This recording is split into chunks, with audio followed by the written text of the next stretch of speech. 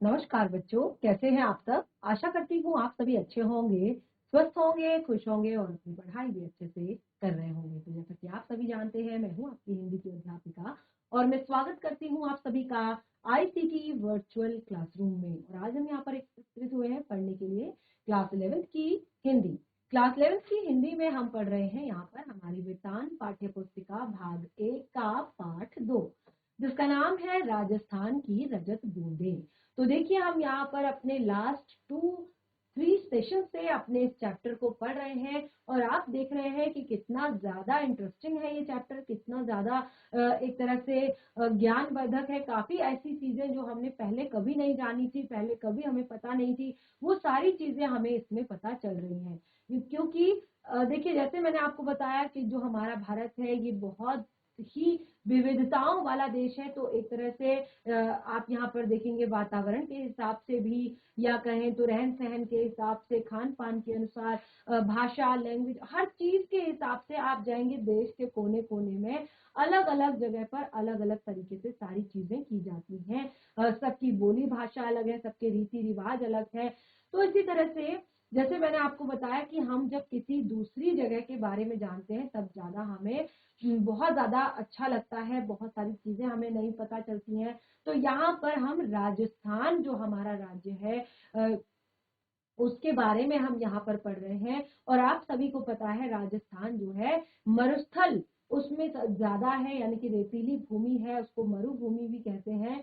तो वहां पर पानी की बहुत समस्या देखने को मिलती है, यानी कि लोगों को पानी की समस्या से वहां पर काफी ज्यादा जूझना पड़ता है। और लास्ट 2 सेशन से हम यही पढ़ रहे हैं कि किस तरह से यहाँ पर लोग पानी की समस्या को सुलझाते हैं। और देखिए, ये यहाँ पर सबसे मेन चीज जो है, जैसे मैंने आपको बताया कि खेती भी यहाँ पर बहुत कम होती है, पेड़ पौधे यानी कि एक हरा भरा जो वातावरण है वो बहुत कम होता है।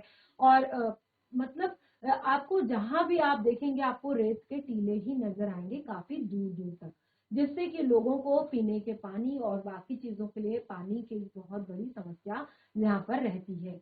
तो देखिए किस तरह से यहाँ के लोगों ने, और देखिए यहाँ पर सबसे जो मेन बात मैंने आपको बताई वो यहाँ पर एक ये थी कि जैसे हमारी जो प्रकृति है, ठीक है ना। अब जो प्रकृति है, कहीं पर नदियां हैं, कहीं पर पहाड़ हैं, कहीं पर झरने हैं, कहीं पर मैदानी क्षेत्र है, कहीं पर सूखा है, कहीं पर रेगिस्तान है। तो इसके हिसाब से जो पूरी प्रकृति जो है अलग अलग, जैसे उसके हिसाब से भी हमारे देश में अलग अलग जगह जो है, जैसे उत्तराखंड देखेंगे आप, पहाड़ी क्षेत्र है, ठीक है ना। और उत्तर प्रदेश या पंजाब या हरियाणा आप देखेंगे ये मैदानी क्षेत्र है, ठीक है। और अगर आप राजस्थान जाते हैं तो वो क्या है, रेगिस्तान वाला एरिया है, यानी कि मरुभूमि उसको कहते हैं। तो उसी के अनुसार जो है, जो प्रकृति है उसने यहाँ पर लोगों को रहन सहन के तरीके भी बताए हैं। तो मैंने आपको बताया था यहाँ पर जो हमारा फर्स्ट सेशन था कि जो प्रकृति है, जो भगवान है, कहते हैं कि जो धरती पर भेजता है वही आपके लालन पालन का, आपके पोषण का इंतजाम भी करके आपको भेजता है। हर तरह से वो आपको एक तरह से कभी भी वो आपको यहाँ पर अकेला नहीं छोड़ता। तो प्रकृति जो है वो हर तरफ से हमें देने के लिए केवल तैयार रहती है, बस हमें उसका संरक्षण करना चाहिए, उसकी सुरक्षा करनी चाहिए, उसको बचाने का प्रयास करना चाहिए। तो देखिए यहाँ पर किस तरह से जो पानी को कैसे संचित कर लेती है ये मरुभूमि, और फिर किस तरह से यहाँ के जो विशिष्ट जो कुछ लोग हैं, विशिष्ट तरीके का कलाकार जो है, विशिष्ट तरीके के जिन्हें चिंजारो या चेलवांजी कहते हैं, ये विशिष्ट तरह की एक कुई का निर्माण करके यहाँ पर पीने के पानी को पीने योग्य बनाते हैं। तो यहाँ पर मैंने आपको लास्ट सेशन तक काफी सारी चीजें लगभग यहाँ पर क्लियर कर दी है। सबसे पहले मैंने आपको बताया कि चिंजारो होते कौन है, कुई क्या होती है, कुई और कुएं में क्या अंतर है। उसके बाद हमने यहाँ पर पढ़ा कि जो यहाँ का एक तरह से जो शास्त्र है उसने पानी को कितने भागों में बांटा है। और उसके बाद हमने कहा कि कुई का निर्माण कैसे किया जाता है, और जो कुई का निर्माण करने वाले लोग होते हैं उनका सम्मान किस तरह से किया जाता है, और किस तरह की यहाँ की जो मरुभूमि है, यहाँ का जो मरुस्थली जो एक तरह से एरिया है, वो कैसे पानी को अपने अंदर संचित करके रखता है, पानी को अपने अंदर सोख करके रखता है। कैसे? वो पानी को वाष्प बनकर उड़ने नहीं देता और जमीन से रिसने नहीं देता। क्या रीजन है कि वो नहीं रिसता? क्या तो इस तरह से काफी सारी चीजें हमने यहाँ पर पढ़ ली थी। ठीक है, तो यहाँ पर मैंने आपको बताया है कि किस तरह से कुएं बनाना जो है एक बहुत ही कठिन काम है, बहुत ही ज्यादा कलाकारी वाला काम है, बहुत ही ज्यादा एक तरह से कौशल वाला काम है, मेहनत वाला काम है। तो यहाँ पर जो चेलवांजी हैं वो काफी मेहनत करके इस काम को करते हैं, और किस तरह से कुएं का कितना व्यास होता है, कैसा आकार होता है, किस तरह से उसकी दीवारों की चिनाई की जाती है, कैसे कैसे सारी चीजें होती हैं, ये सब हमने लगभग यहाँ पर क्लियर कर लिया था। तो आपने देखा कि लास्ट सेशन में काफी कुछ चीजें, और देखिए यहाँ पर मैंने ये भी आपको क्लियर किया था कि किस तरह से जो मरुभूमि है वहां पर जो मिट्टी होती है, देखिए मिट्टी तो खैर हर जगह पे होती है, लेकिन जो सूखा वाला एरिया जो होता है आप देखेंगे वहां की मिट्टी जो है फट जाती है। क्यों फट जाती है? क्योंकि मिट्टी के कण जो है आपस में चिपक जाते हैं, और उससे क्या होता है, गैप आ जाता है बीच में, और उस गैप के कारण जो है जो नीचे की नमी होती है उसको भी गर्मी जो है सोख लेती है, और इस कारण जो वो जमीन है, वो धरती है, बहुत ही ज्यादा कठोर हो जाती है। ठीक है, तो इस तरह से काफी सारी चीजें यहाँ पर मैंने आपको बताई राजस्थान के बारे में। राजस्थान की ये जो एक तरह से प्रक्रिया है कुएं के निर्माण की, और देखिए मैंने यहाँ पर आपको बताया कि लगभग 100 से ऊपर क्या वर्ष हो गया है, यानी कि 100 से 150 वर्ष पहले जो कुइयां बनी थी, आज भी किस तरह से वो प्रॉपर तरीके से काम कर रही है, प्रॉपर तरीके से लोगों को पीने का पानी दे रही है, वो यहाँ पर मैंने आपको बताया। और जैसे मैंने आपको कहा कि 3 तरह के पानी की यहाँ पर बात हुई, तो सबसे पहले यहाँ पे था पालर पानी, दूसरा आपका था पाताली पानी, और तीसरा आपका था रेजानी पानी। और तीनों पानियों में अंतर मैंने आपको यहाँ पर बताया था कि पालर पानी किसे कहते हैं, और पाताली पानी किसे कहते हैं, और रेजानी पानी किसे कहते हैं। और सबसे एक और महत्वपूर्ण चीज मैंने यहाँ पर आपको बताई कि जो राजस्थान है वहां पर जो वर्षा के पानी को नापने का जो स्केल है वो कोई मीटर या सेंटीमीटर नहीं है, बल्कि रेजा शब्द का प्रयोग किया जाता है।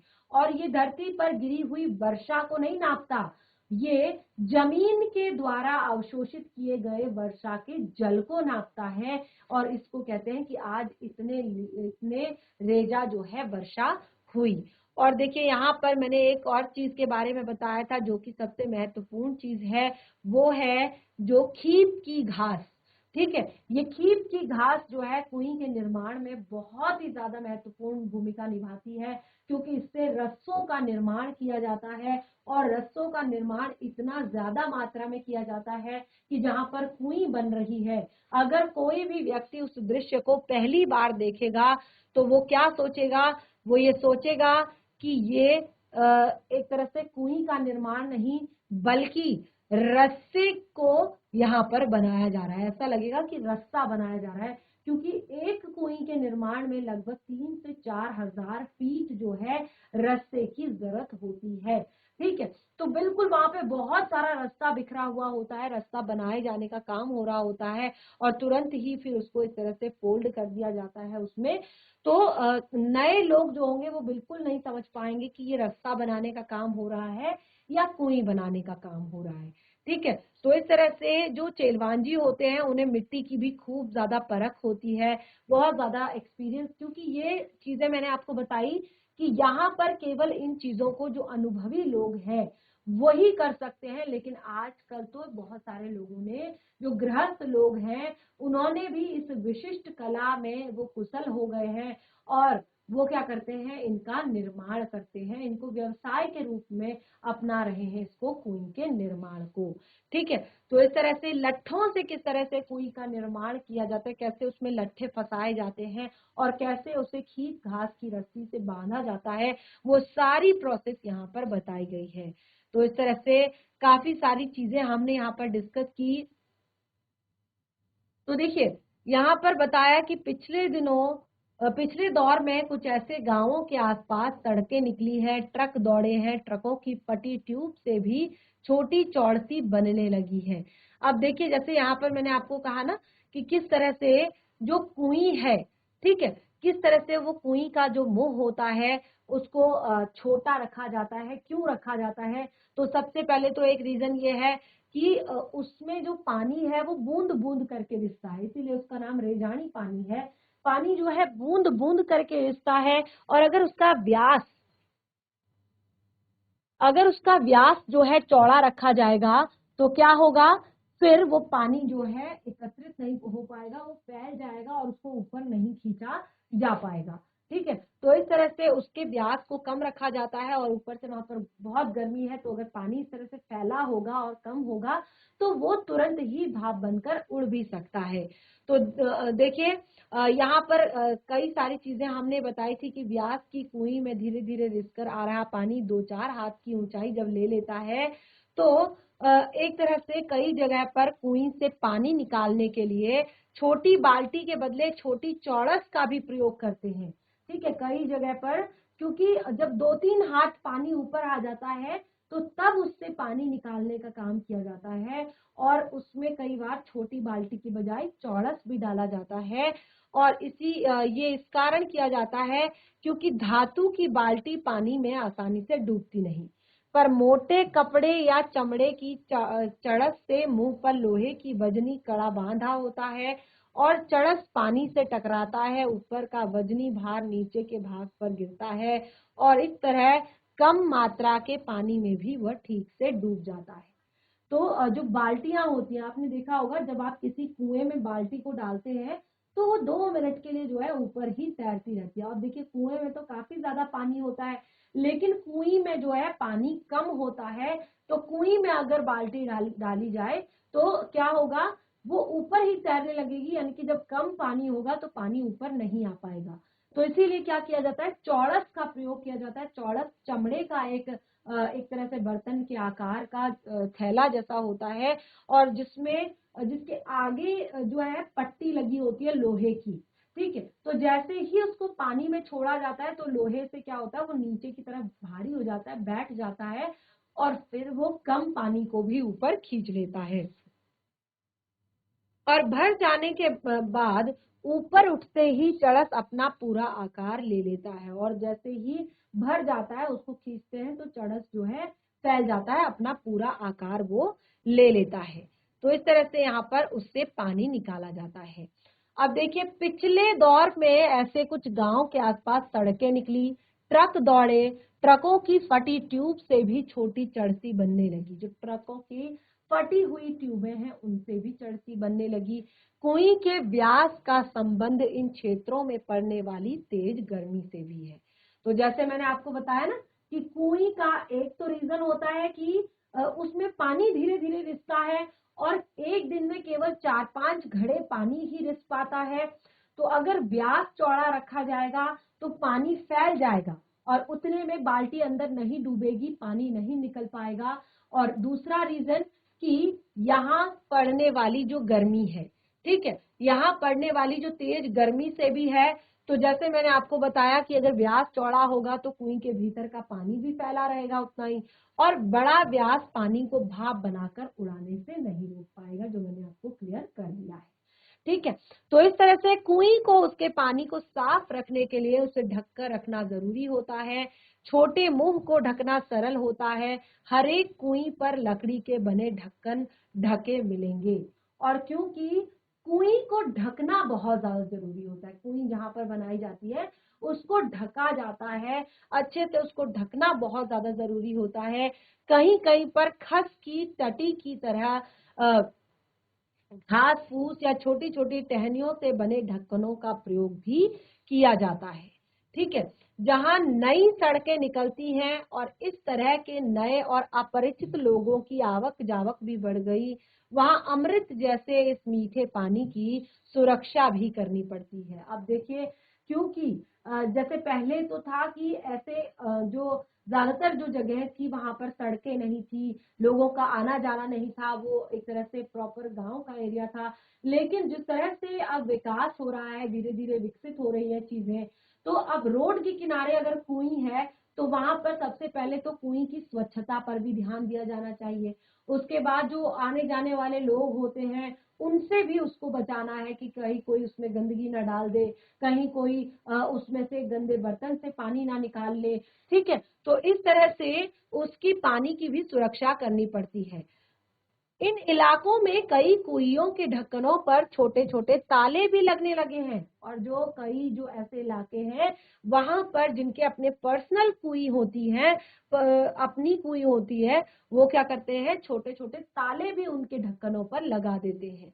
ताले कुई के ऊपर पानी खींचने के लिए लगी घिरनी चक्री पर भी लगाए जाते हैं।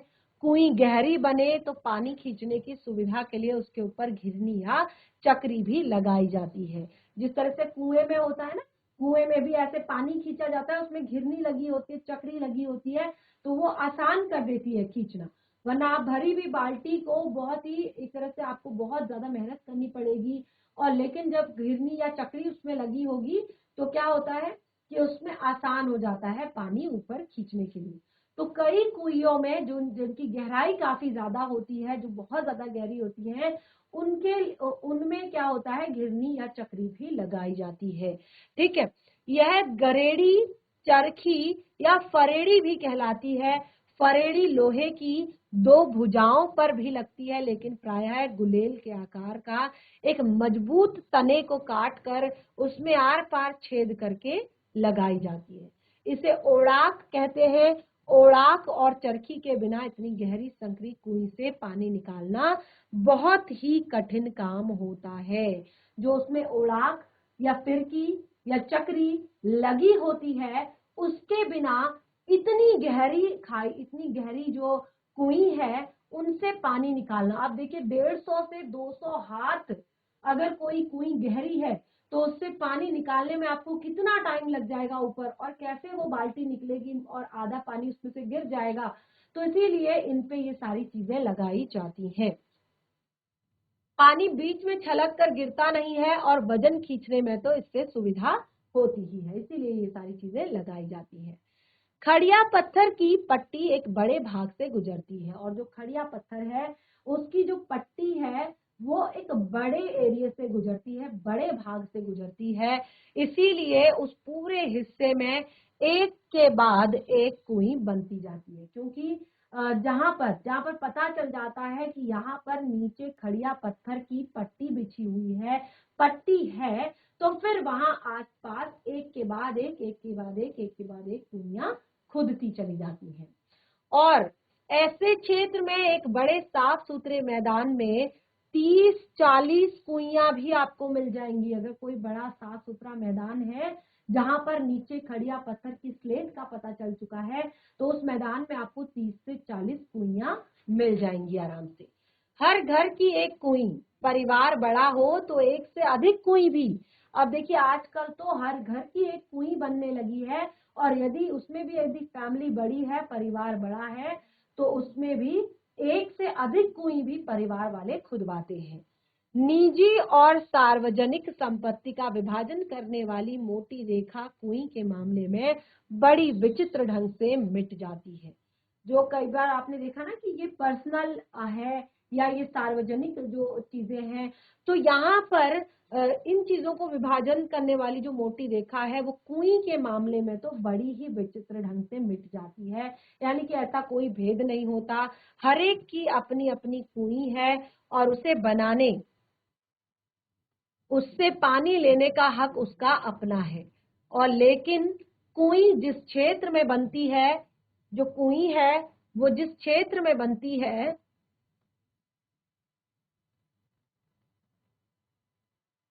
वहां गांव समाज की सार्वजनिक जमीन है। वो क्या होती है, गांव या समाज की जो है सार्वजनिक जमीन होती है, और उस जगह बरसने वाला पानी ही बाद में वर्ष भर नमी की तरह सुरक्षित रहेगा, और इस नमी से साल भर कुइयों में पानी भरेगा।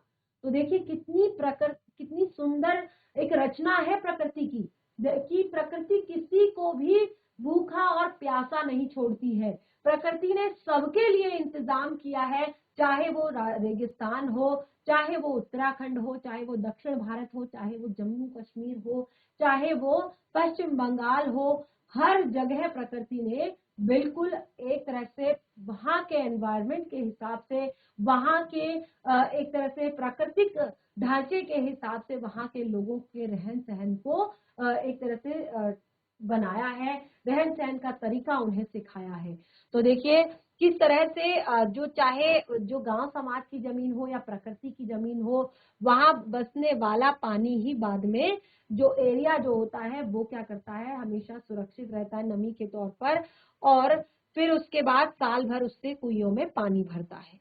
नमी की मात्रा तो वहां हो चुकी वर्षा से तय हो गई है। अब उस क्षेत्र में बनने वाली हर एक नई कुई का अर्थ है कि पहले से तय नमी का बंटवारा। ठीक है, तो अब वहां पर तो ऐसा नहीं है कि जमीन के नीचे से पानी आ रहा है, पानी तो उतना ही आएगा जितनी वर्षा होगी, क्योंकि ये वर्षा के जल का संरक्षण हो रहा है। यहाँ पर वर्षा के जल को यहाँ पर संरक्षित किया जा रहा है, एक नमी के रूप में वो संरक्षित है और फिर उसको रेजानी पानी की तरह यहाँ पर यूज किया जा रहा है। तो देखेंगे आप कि किस तरह से अगर एक जगह पर एक और 4 कुइयां पहले से हैं और पता है कि इस एरिया में इतनी बारिश हुई है, तो अगर उसके बाद 2 कुइयां वहां पर और बनाई जाए तो क्या होगा, जो चारों कुई पानी जो है 4 कुइयों में बट जाएगा और फिर उसका जो उसकी मात्रा जो है कम हो जाएगी। ठीक है, तो यहाँ पर इसीलिए निजी होते हुए भी सार्वजनिक क्षेत्रों में बनी कुइयों पर ग्राम समाज का अंकुश लगा रहता है। बहुत जरूरत पड़ने पर ही समाज नई कुइयों के लिए अपनी स्वीकृति देता है, और इसीलिए कुई बनाने का जो एक नया जैसे परमिशन लेनी पड़ती है, वहां पर कुई बनाने के लिए गांव और समाज की परमिशन लेनी पड़ती है। क्यों परमिशन लेनी पड़ती है, क्योंकि वैसे तो देखिए यहाँ पर जो सार्वजनिक क्षेत्र हैं, जो बहुत सारे निजी होते हुए भी जो सार्वजनिक क्षेत्र हैं उन पर कुइयों पर ग्राम समाज का अंकुश लगता है, ताकि जो जितनी भी कुइयां हैं उन पर थोड़ा सा प्रॉपर पानी आ जाए। अगर ज्यादा मात्रा में कुई बनेंगी तो फिर वो पानी बट जाएगा, किसी को भी प्रॉपर तरीके से पानी नहीं मिलेगा। हर दिन सोने का एक अंडा देने वाली मुर्गी का चिर परिचित कहानी को जमीन पर उतारती है ये कुई। आपने कहानी सुनी होगी ना एक किसान की, कि किस तरह से उसकी जो मुर्गी है, ठीक है, उसके पास एक मुर्गी होती है जो रोज एक सोने का अंडा देती है। ठीक है, रोज एक सोने का अंडा देती है, तो वो उससे क्या होता है, उसका जो पालन पोषण होता है, परिवार का घर चलाना सब कुछ उसका बहुत अच्छे से मैनेज हो जाता है, सारी चीजें वो बहुत अच्छे से कर लेता है। और लेकिन एक बार जब उसको लगता है कि यार ये मुर्गी इतना एक तरह से जो मुझे रोज रोज इतने सोने के अंडे देती है, तो ये जरूर कोई चमत्कारी मुर्गी है और इसके पास बहुत सारे सोने के अंडे हैं। तो ऐसा करता हूँ, इसे काट देता हूँ और इसके अंदर से सारे सोने के अंडे निकाल देता हूँ और एक बार में ही उन सभी को बेच दूंगा और फिर बहुत बड़ा अमीर बनकर मैं रह जाऊंगा, मेरे घर में सारी सुख सुविधाएं होंगी, सब कुछ होगा। तो इस तरह से वो क्या हो जाता है, बहुत ज्यादा लालच में आ जाता है और फिर वो अपनी मुर्गी को काट देता है। तो उससे आपने सुना होगा कि लालच बुरी बला है, तो उसके अंदर सोने का क्या, एक नॉर्मल सा अंडा भी उसको नहीं मिलता है और इसके बाद वो बहुत पछताता है। तो यही यहाँ पर कहा है कि हर दिन सोने का अंडा देने वाली मुर्गी का चिर परिचित कहानी को जमीन पर उतारती है ये कुई। हर दिन हर सुबह आपको कुई में पानी मिलेगा, हर सुबह आपकी वो कुई प्यास बुझाएगी। लेकिन अगर आप लालच में आकर एक ही एरिया में 10 से 15 कुइयां अगर खोद देते हो, तो फिर वो पानी, क्योंकि वो रेजानी पानी ही तो है, जमीन के द्वारा सोखी गई वाष्प, जो जमीन के द्वारा सोखी गई वर्षा का जल ही तो है। तो अब अगर एक से ज्यादा या 5 या 6 कुइयां लग जाएंगी, तो जो पानी जमीन के अंदर अवशोषित हुआ है वो धीरे धीरे सभी कुइयों में बट जाएगा और किसी में भी एक तरह से पानी इतना नहीं पहुंच पाएगा कि उसका प्रयोग किया जा सके, उसका यूज किया जा सके।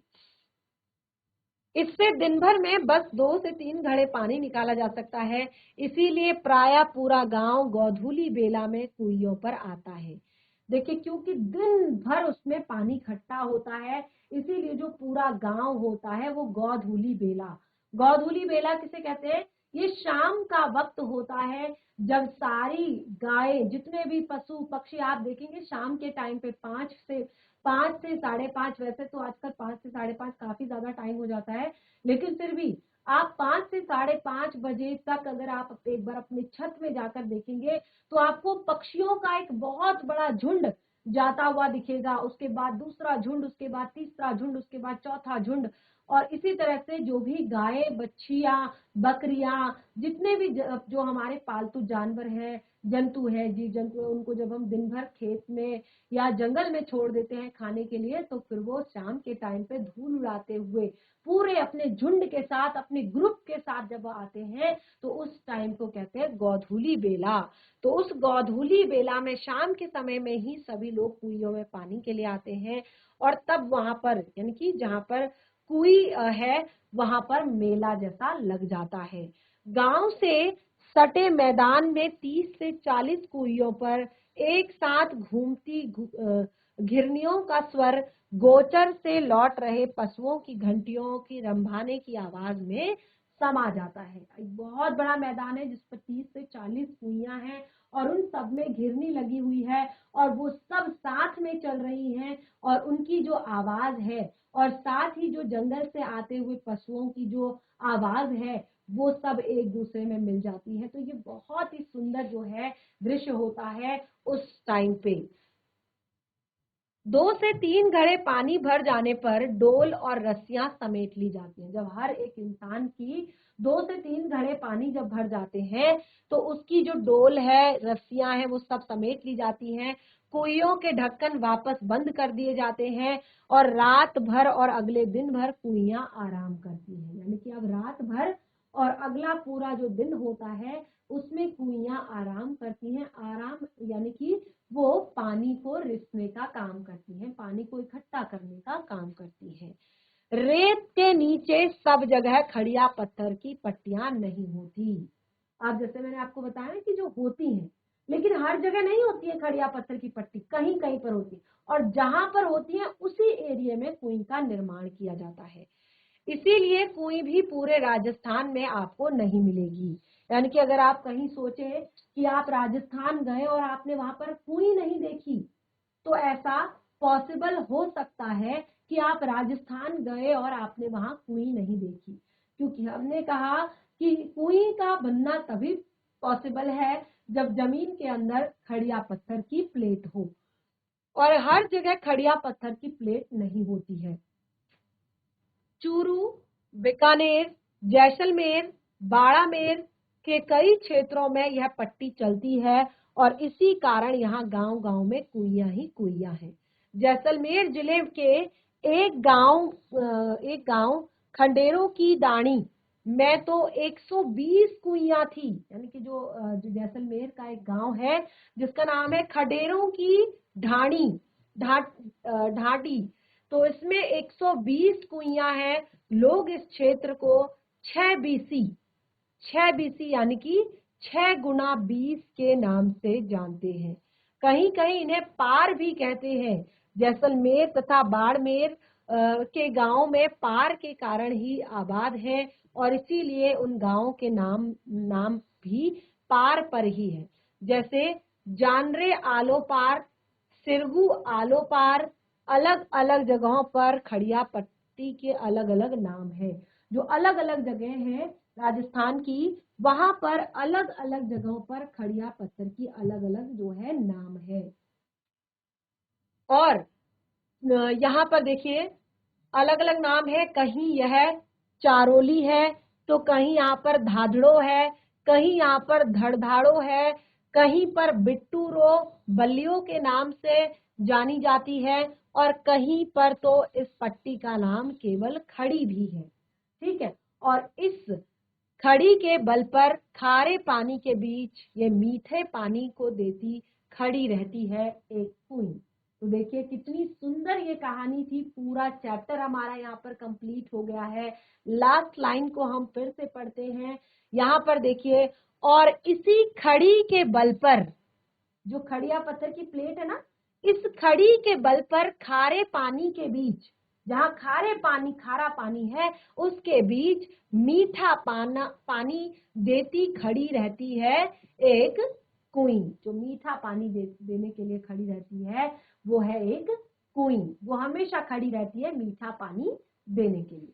तो चैप्टर हमारा यहाँ पर कंप्लीट हो चुका है और काफी अच्छे से हमने इस पार्ट को पढ़ा, काफी अच्छे से हमने इस पार्ट को समझा और लास्ट 3 सेशन से हम इस पार्ट को पढ़ रहे हैं और मैं आशा करती हूँ कि आप सभी को ये पार्ट जो है बहुत इंटरेस्टिंग लगा होगा, बहुत ज्यादा मजेदार लगा होगा, काफी सारी चीजें आपने इस पार्ट में पढ़ी है तो आपको अच्छे से ये चैप्टर समझ आ गया होगा।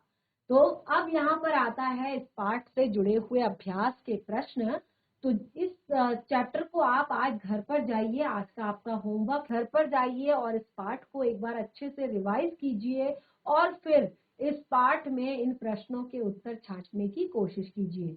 और जो हमारा नेक्स्ट सेशन होगा उसमें हम एक बार पार्ट के सार को डिस्कस करेंगे और उसके बाद पार्ट से जुड़े हुए ये सारे प्रश्न उत्तर हम डिस्कस करेंगे और कुछ बहुत ही ज्यादा महत्वपूर्ण जो एक तरह से आपके इसमें बहुविकल्पीय जो आपके प्रश्न होंगे उनको भी डिस्कस करेंगे।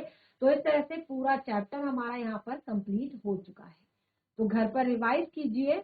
आज का जो हमारा सेशन है वो भी हमारा यहाँ पर कंप्लीट होता है और कोई भी डाउट अगर इस चैप्टर से हो तो उसे नेक्स्ट सेशन में जरूर क्लियर करें। तब तक के लिए धन्यवाद। आपका दिन शुभ।